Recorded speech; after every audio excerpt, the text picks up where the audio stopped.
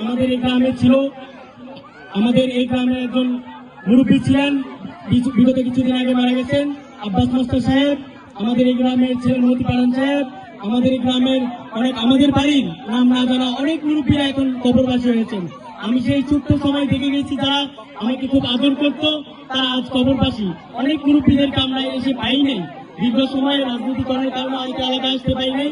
কিন্তু আমার একটাই লক্ষ্য ছিল যে আমাদের এলাকা থাকবো শান্তপ্রিয়, শান্তি আমাদের লক্ষ্য। কারণ বাংলাদেশের মধ্যে হাতে গোনা, আমি একটু আগে বললাম, বাংলাদেশের মধ্যে হাতে গোনা কয়েকটা ক্লিন ইমেজ রাজনৈতিক ব্যক্তিত্বের মধ্যে আমাদের ইকবাল হোসেন ভাই একজন, যিনি বর্তমানে আমাদের নরসিংদী সদর উপজেলার খায়রুল কবির খোকন ভাইয়ের পর সব থেকে জনপ্রিয় ব্যক্তি।